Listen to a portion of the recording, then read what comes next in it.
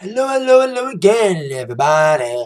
Second Attack is here with the Atak Sportz for this Monday, March. Yeah, first Attack on March 2015 is March 2nd, 2015 is lovely Monday. Alright, let's kick up with a topic I haven't talked about in a few weeks. Football. It's been a month since Super Bowl 49. But of course, the Patriots getting that big victory over the Seattle Seahawks, preventing them from being as champions. Now, I don't follow what happens during the postseason, mostly. I don't follow the drafts. I don't follow free agency most of the time. But I am going to talk about free agency. And right now, as a lot of franchise tags have been made for several agents. But one team has refused to franchise tag one of their free agents. The Denver Broncos have franchise tagged. I'm trying to get that word. The tag means it's a one-and tender offer to a player for an amount no less than the average of the top 5 salaries at the player's position, or 120% of the player's previous salary, whichever is greater. You know who doesn't? The player's team has all negotiating rights to the player. Now, the free agents that have been tagged have been Demaryius Thomas from the Broncos and Des Bryant from the Cowboys. And also Stephen Gostkowski from the Patriots, the kicker. Jason Pierre-Paul, JPP, of course, the Giants. But one free agent that's not going to get tagged is Ndamukong Suh, as the Detroit Lions have refused to tag him. So I mean, basically, Suh is probably going to be a free agent, and he's probably not going to play for the Lions anymore. It's a big loss for the Lions. First off, they released Reggie Bush last week. That was a dumb move. He's finally improving after some rough play with his knee.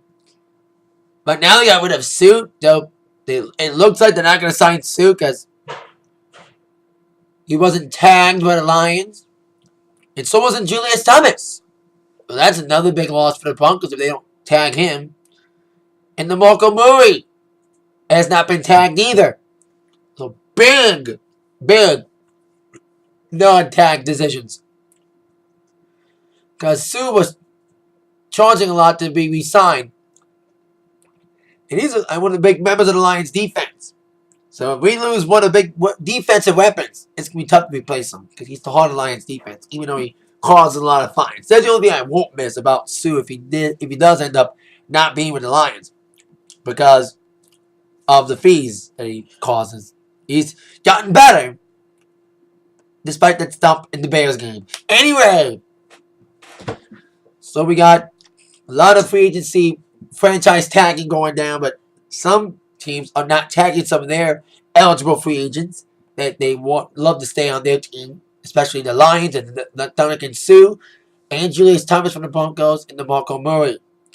That's big for DeMarco Murray. He had a big year for the Cowboys. Be intriguing to see if he will end up going to another team or not. So there you go with that. Now, of MMA news. 2 MMA events took place this past weekend. One I was able to see and one I did not see. Let's get to the one I did see. Bellator was on, of course, this past Friday night. Bellator 134. The British Invasion took place this past Friday. Now, the last card 2 weeks ago was, UFC's been putting on better shows.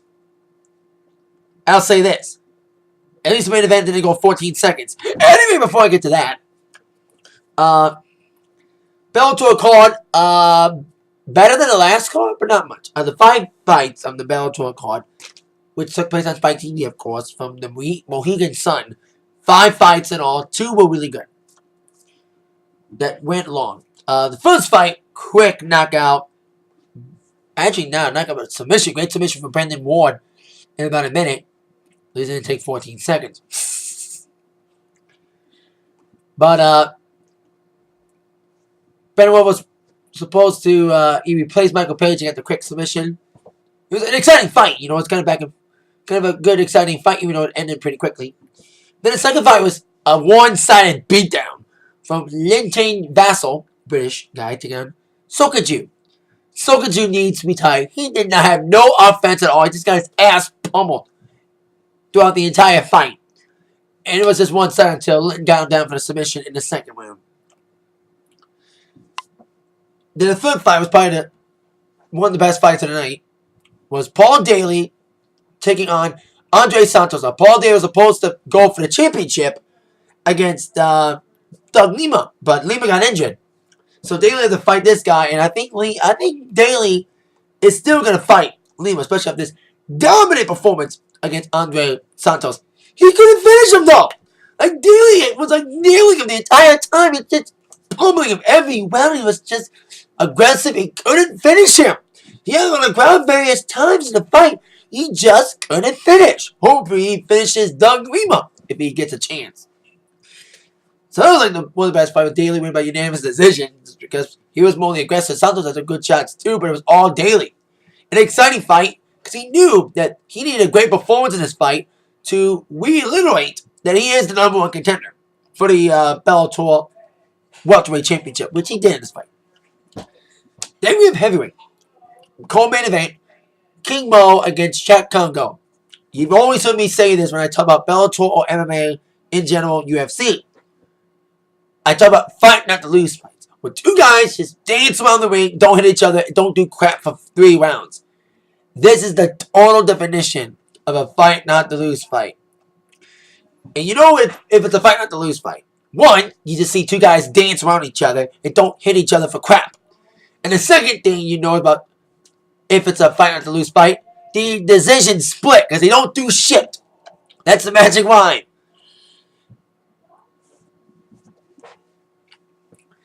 You know it's a fight not to lose fight when the decision is split because they didn't do shit. And King Mo won by split. He didn't do nothing. He just took him down and just pummeled him. It was like unexciting co-main. Then the main event had some controversy. Liam McGeary taking on Emmanuel Newton for the light heavyweight championship. Now McGeary and Manny are both knockout artists. And Liam McGeary is kind of fearful of Manny's instant knockout power of the spinning back fist. So McGeary for the first 2 rounds, he went the submission route. He won his last fight by submission. So he went submission route for like the first 2 rounds. Didn't do much fighting, much punching until like maybe towards the 4th or 5th round. And it was still an exciting fight though. But Manny was on top of him too. Despite McGeary needing submission attempts, Manny looked like the aggressor most of the fight. Because he was more aggressive fighting wise. Because Liam kept trying to submit him because he didn't want to he was fearful of the back fist. But I don't think the judges saw it that way as Liam McGeary, by hook or crook, is the new light heavyweight champion. Now I like Liam McGeary, but I was surprised that he won. I thought Manny would win it because he was more aggressive in the punching department because Liam McGeary did not get the knockout that he was doing. So that's what happened. Great main event fight. Interesting split decision. Interesting decision though. I thought Manny would have won the fight, but hey, I like Liam. I like both guys. Then you had UFC. Sorry about that. My brother's girlfriend's daughter's here to visit, so don't mind her if she's on the camera. So I'm trying to play nice. UFC also had their pay-per-view on Saturday. I wasn't able to see that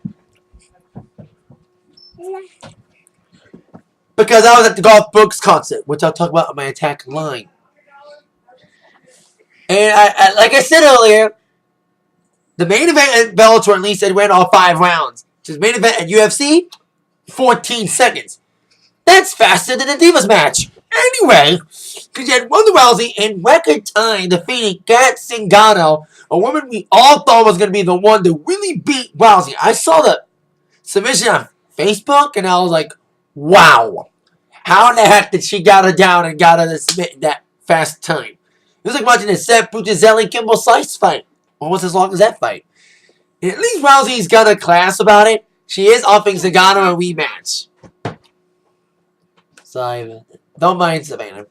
Like I said, my brother's girlfriend's daughter is here visiting, so don't mind her visiting my Atak Sportz for today. Then we had the co-main, which is another women's fight bout. We had Holly Holm taking on Raquel Pennington. Split decision for Holly Holm winning. It was an interesting fight. Jake Ellenberger defeated Josh Koscheck in submission second round. Interesting. I like Koscheck. Hope he gets back winning way soon. There's a new champion to face. It's not GSP anymore. Ellen Joban, welterweight as well. Besides the Ellenberger Koscheck fight, he defeated Chris Richard Wallace by a knockout in the first round. Don't step on that chocolate. And Tony Ferguson taking on Gleason Tebow in the submission in the first round as well. There was no fight tonight honors, but before tonight honors went to Ronda Rousey, Jake Ellenberger, Tony Ferguson, and Tim Means.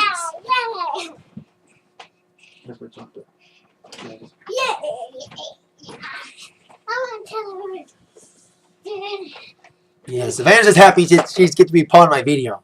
I've never let her be a part of my YouTube videos before, so she just barged in like, hey, let her be background as I talk about the Raw preview tonight. Now, as we head towards Wrestlemania, more twists and turns are added as we head towards Wrestlemania. As Brock Lesnar was in the crowd for UFC.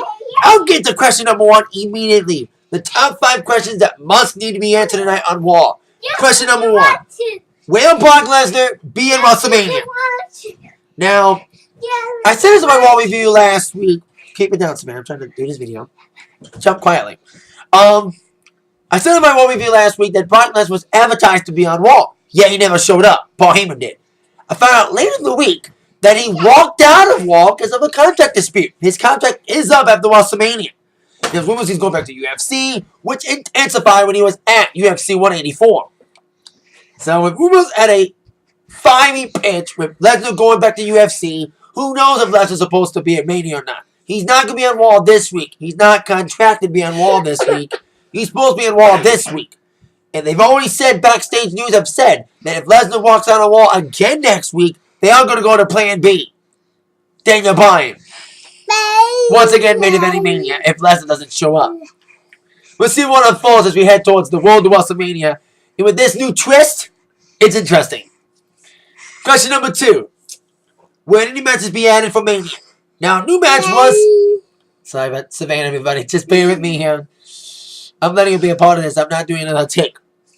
They added the match on Thursday as Wade Barrett is supposed to defend his IC championship, which I knew he was going to do.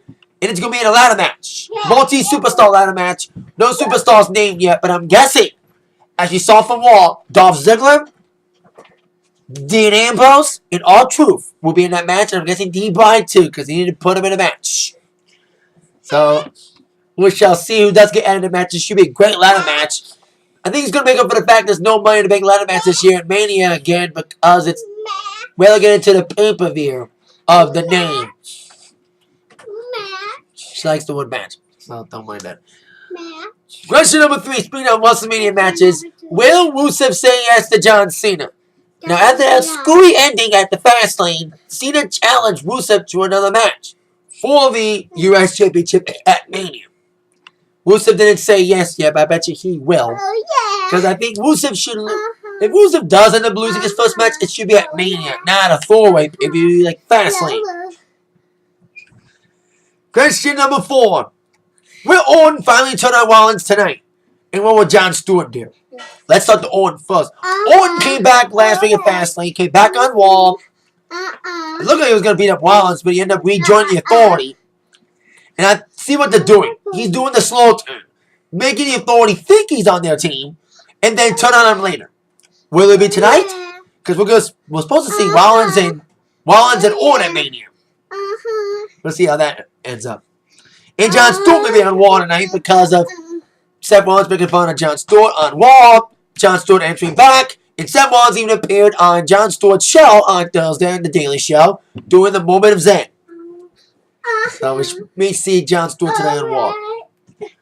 And question number 5. What will go down with the next name of the Hall of Fame? Well, they're saying a new name for the WWE Hall of Fame will be added tonight. Following last week's edition of the Bushwhackers. Like I said, don't mind Savannah, just trying to bear with me with this. Besides Bushwhackers named last week, along with Arnold Schwarzenegger, Rikishi, and Macho Man, We got Medusa, aka Alundra Blaze, going in, who's now a monster truck driver now.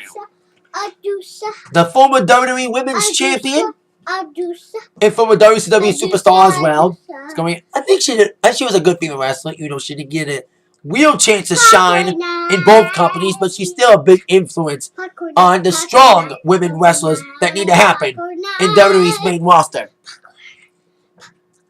Savannah's excited because when it's wrestling night, I have a tradition during wrestling nights. I make popcorn, so she's having the popcorn tonight. They'll be making Doing Raw tonight at 8/7 Central on USA Network.